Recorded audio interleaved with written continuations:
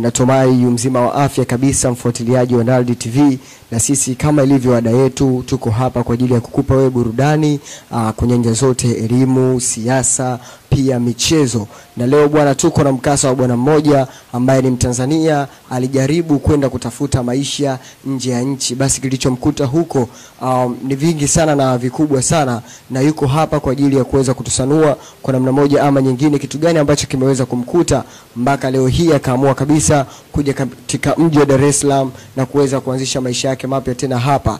Basi moja kwa moja ungana nami mpaka hapo tamati. Bwana, mambo vipi? Mambo poa, inakuaje? Kama kawa. Makaa. Bwana, kwa majina tunahitaji kujua kidogo Tanzania. Kwa jina naitwa Mali Salem Nyasenga, ni mkazi wa Iringa, sehemu moja inaitwa Malolo. Ila kwa sasa nipo Dar es Salaam na piga harakati ndogo ndogo za hapa na pale. Naam, umetokea Iringa. Iringa ulitoka mwaka gani kuingia katika mji wa Dar es Salaam? Iringa toka 2015 nipo hapa.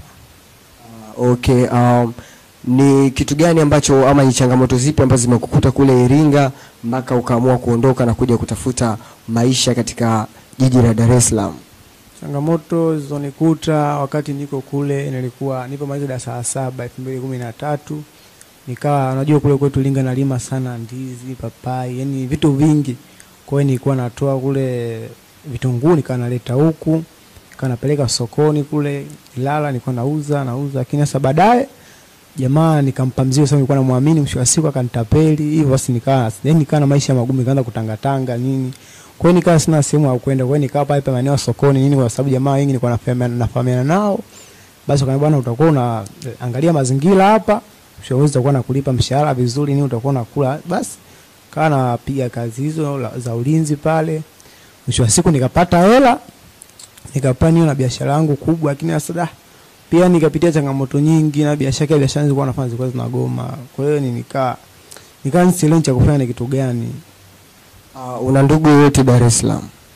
Kwa Dar es Salaam hapa hapana, sina ndugu. Nilikuja tu hivyo, nilikuwa tunaita tu bizaa, nilikuwa na watu kwenye nyumba za wageni hivyo. Sasa baada ya hapo maisha kukuendea kombo ndugu yangu, baada ya kuingia kwenye jiji la Dar es Salaam, ukawa na plan B ipi sasa? Kurudi Iringa ama kuendelea kupambana hapa Dar es Salaam?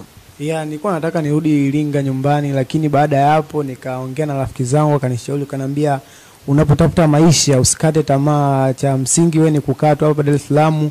Kazi ziko nyingi, ila tuna ugumu na kuja ni sehemu ya kulala inakuwa ngumu, ndio hivyo. Kwa hiyo kwa ndugu yetu tutakuwa pamoja, tafuta kazi yote ya kufanya. Nikaa nauza mayai yale kuchemsha na tembeza.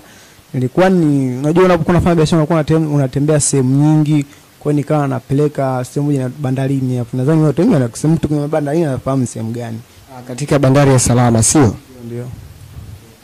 Sasa tunakuja moja kwa moja katika issue husika. Ulitoka hapa Dar es Salaam moja kwa moja kwenda nje ya nchi kutafuta maisha, na ilikuwa South Africa. Ukatuambia haikuwa malengo yako wewe kuwa katika sehemu ya South Africa, bali ulikuwa unahitaji kwenda Brazil kutokana na hao watu ambao ulikuwa unashirikiana nao walikuwa wanaelekea Brazil.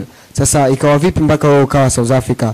Tupe historia yako kutokea hapa Dar es Salaam, yani kwamba vipi umepata nafasi kuingia bandarini na kuweza kuwa pamoja nao?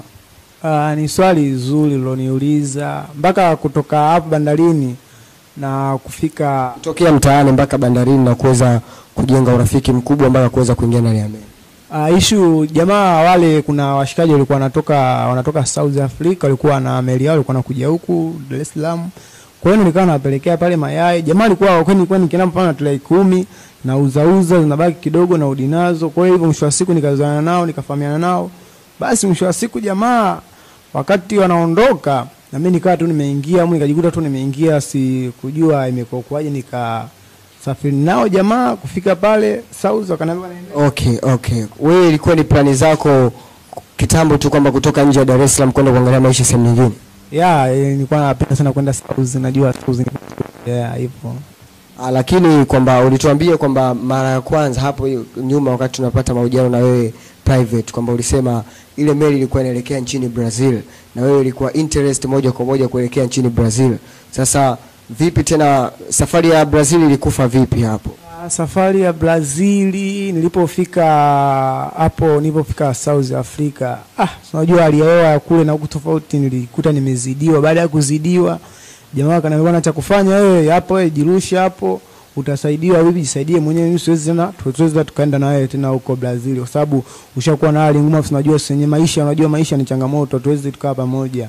Cha kufanya wewe shuka hapo, utasaidiwa. Hapo nikashuka pale, niliposhuka kwenye meli nikutana na mshikaji.